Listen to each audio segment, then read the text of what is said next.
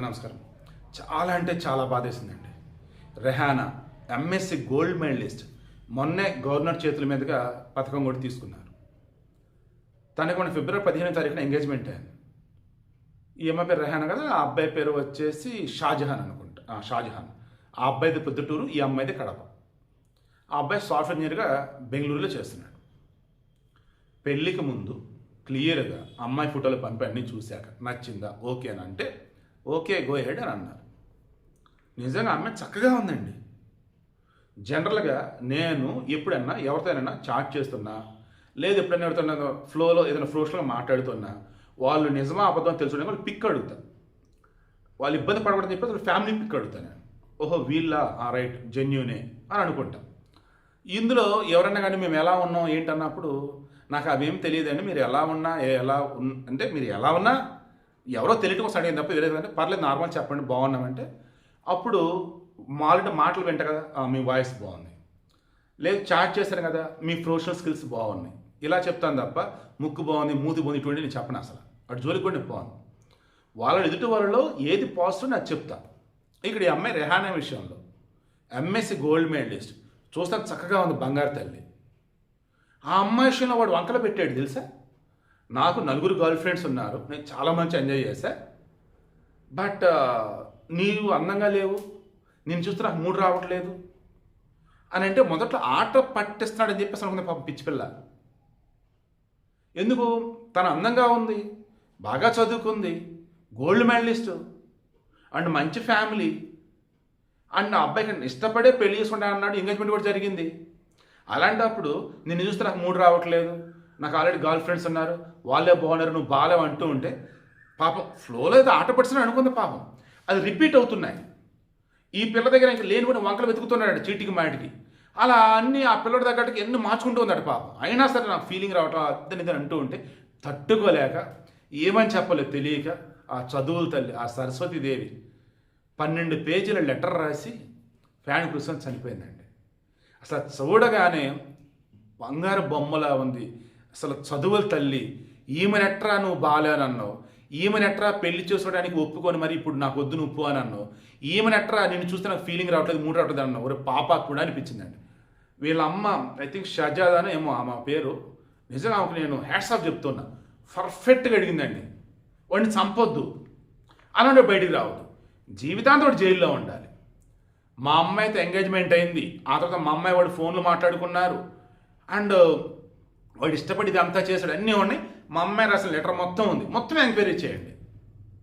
వాడి తప్పు ఉంది అన్నప్పుడు ఖచ్చితంగా జైల్లో వెండి అని అడిగింది. నిజంగా ఆమె హ్యాట్స్ ఆఫ్ చెప్తున్నా, తల్లి మీరు కరెక్ట్గా అడిగారమ్మా. ఆ దుర్మార్గుడు బయటగా ఉండదు, వాడు జైల్లోనే ఉండాలి. ఇప్పుడు ఈ వీడియోకి మెయిన్ ఇంటెన్షన్ అంటే రేపు దండం పెడుతున్నాను రా, ఆడవారు కానీ మగవారు కానీ, ఆడవాళ్ళకి మగవారు అందరూ చెప్తున్నాను, ఒక మనిషి మీ లైఫ్లోకి వస్తున్నారు అనుకున్నప్పుడు ముందుగానే క్రాస్ చెక్ చేసుకోండి. చదువు, డబ్బు, అలవాట్లు, అందం అన్నీ ఓకే అనుకుంటే అప్పుడు అడుగు వేయండి. అడుగు వేసినప్పుడు కూడా ఎంగేజ్మెంట్ అయింది ఇంకా పెళ్లి కాలేదు అనుకున్నప్పుడు, పెళ్లికి ముందు వద్దంటే వద్దనిపిస్తున్నప్పుడు పద్ధతిగా చెప్పండి, క్యాన్సిల్ చేసేసుకోండి, అయిపోయింది. అంతేగాని వేధించడం ఏంటి అండ్ పెళ్ళైనా కూడా వేధించడం ఏంటి? అందం అంటే ఏంట్రా? ఈవెన్ ఆడవాళ్ళని అడుగుతుంది అందం అంటే ఏంటి? ఒక మగోడికి చెడు అలవాట్లు లేకుండా ఉంటాడు చూశారు, అంతగా మించినటువంటి గొప్ప అందం మగోడికి లేదు. చెడు అలవాట్లు లేకుండా చక్కగా ఇంటిల పాదిని శుభ్రంగా చూసుకునే విధంగా అతనికి ఫైనాన్షియల్ అసెట్స్ ఉన్నాయి, మంచిగా వ్యాపారం చేసుకుంటున్నాడు, బిజినెస్ చేసుకుంటున్నాడు, లేదా ఉద్యోగం చేసుకుంటున్నాడు, కుటుంబాన్ని బాగా పోషిస్తాడు, అవయవాలన్నీ బాగున్నాయి, చెడు అలవాట్లు లేవు, ఇంకేం కావాలి? అవయవాలు సరిగా లేని వాళ్ళు కూడా భార్య బిడ్డ చక్కగా పోషించుకుంటున్నారండి పాపం దివ్యాంగులు. అన్ని అవయవాలు ఉండి కూడా, అందంగా ఉండి కూడా ఎన్నో నిందలు అవతలను వేస్తుంటే తట్టుకోలేక పాపం ఈ అమ్మాయిలాగా చనిపోతే ఆలోచన ఎవరికి రానీయకండి. సో ఇందా చెప్తూ డైవర్ట్ అయ్యా. సో మగవాడి విషయంలో వచ్చేసి బ్యాడ్ హ్యాబిట్స్ లేకుండా ఉన్నాయా లేదా, అన్ని చక్కగా ఉన్నాయి అవయవాలని చూడండి.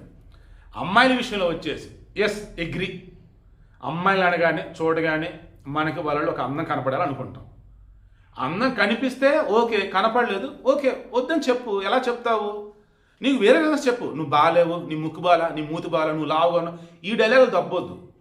ఒకవేళ చెప్పాల్సి వస్తే మేము అనుకున్నది ఈ రకంగా అండి, ఇంత హైట్ అనుకున్నాం, హైట్ దగ్గర వెయిట్ అనుకున్నాం అండ్ కలర్ ఇలా అనుకున్నాము, మీరు పంపిన ఫోటోలు ఒకలాగా ఇక్కడ ఒకలాగా ఉన్నాయి, చెప్పే విధానం అనేది ఉంటుందిరా.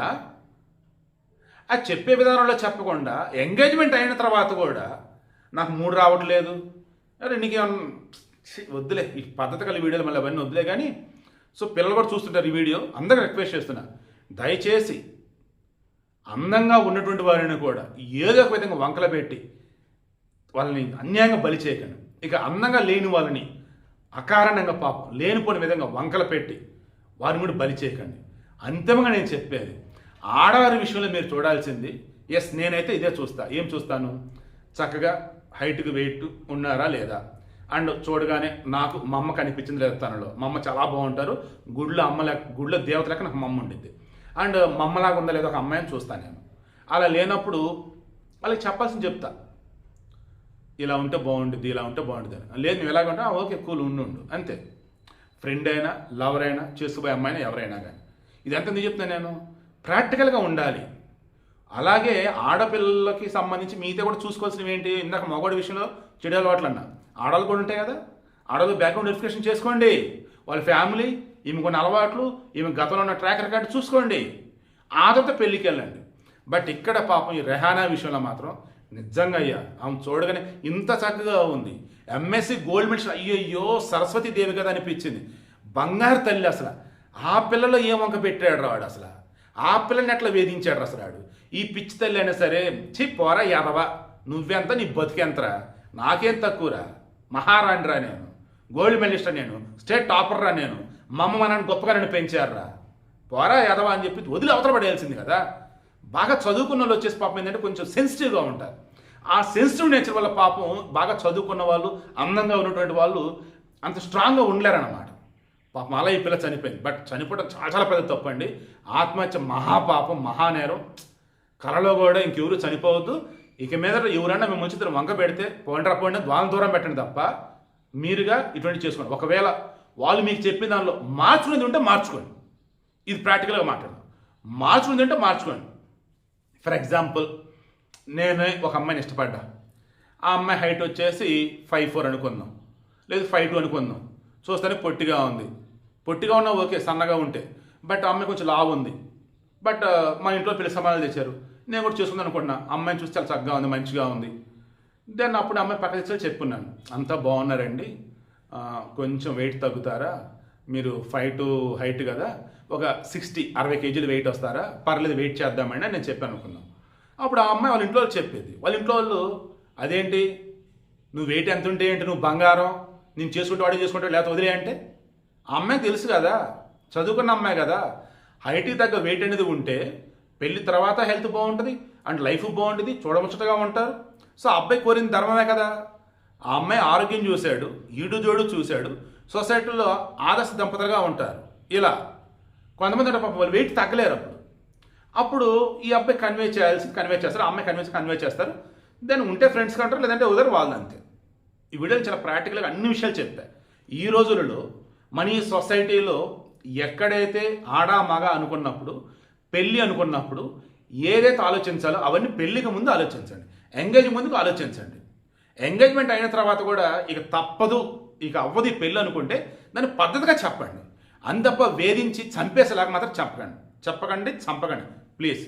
నాకు ఇప్పటికీ అసలు అర్థం కాదండి, అమ్మాయి చక్కగా ఉందయ్యి, అసలు ఎంత బాగుందో తల్లి. అసలు వాళ్ళ పేరెంట్స్ చెప్తున్నాను పాపం, వాళ్ళు నిజంగా అసలు వాళ్ళ అమ్మ అయితే నిజంగా నా మాటలు రావట్లేదు. బట్ వాళ్ళ అమ్మకి మాత్రం హ్యాట్స్ ఆఫ్ చెప్తూ ఉన్నా. చంపండి వాడిని, చంపడం అసలు అనలా. వాడు జీవితానికి జైల్లో ఉండాలి, వాడు బయటికి రావద్దు, వాడికి తెలియాలి ఆ బాధ ఏంటో అని. బట్ మన చట్టాలలో లేవు తల్లి. మీ అమ్మాయి ఆత్మహత్య చేసుకుందమ్మా, వాడు అన్నవన్నీ ప్రూవ్ చేయాలి. మహా అయితే కోర్టు వచ్చేసి వాడికి జరిమానా వేసింది, మహా అయితే 2-3 సంవత్సరాలు శిక్ష వేసిద్ది అంతే. అమ్మాయిలైనా అబ్బాయిలైనా ఎంగేజ్మెంట్కి ముందు అన్ని చెక్ చేసుకోండి. ఇక తప్పదనుకున్నప్పుడు పెళ్ళికి ముందని చెప్పండి తప్ప పిచ్చిగా లేనిపోని వంకల పెట్టి ఇది చేసేసి అవతల నిర్ణయంగా బలి చేయకండి. స్నేహమైన, ప్రేమైన, అంటే లవ్ అయినా, ప్రేమ లవ్ అదే కదా, భార్య అయినా, భర్త అయినా, కొడుకైనా, కూతురైనా, బంధువైనా ఎవరైనా సరే సూటిపోటు మాటలతో వేధించకండి. మహాపాపం అది. మీరు మాట్లాడకపోయినా ఇబ్బంది లేదురా, ఓకేనా. ఆడవాళ్ళు కూడా ఇదే చెప్తాం, మాట్లాడకపోయినా మీ ఇబ్బంది లేదు. మీ దారి మీది, వాళ్ళ దారి వాళ్ళది. ఏదో రోజు చెప్పి దూరం జరగండి అంతే. అదేంటి మెసేజ్ చేయట్లేదు, అదే కాల్ చేయట్లేదు అంటే నేను సైలెంట్గా ఉంటున్నాను అంటే ఏదో ఒక రీజన్ ఉండిద్ది కదా, ఎందుకు ఇబ్బంది పెడతామని చెప్పేసి చెప్పండి, అంతే అర్థం చేసుకుంటారు. బట్ పదే పదే మెసేజ్లు, పదే పదే కాల్స్ చేస్తూ కొంతమంది, అవతలాడు వద్దన్నా కానీ ఇలా కొంతమంది, ఇంకోసారి ఏమో కావాలంటూ ఉన్నా కానీ వాళ్ళు ముందు కావాలని అందరితో వంకలు పెడుతూ వీళ్ళకి షాజహాన్ లాగా ఉంటే మాత్రం అది మహాపాపం. జాగ్రత్త.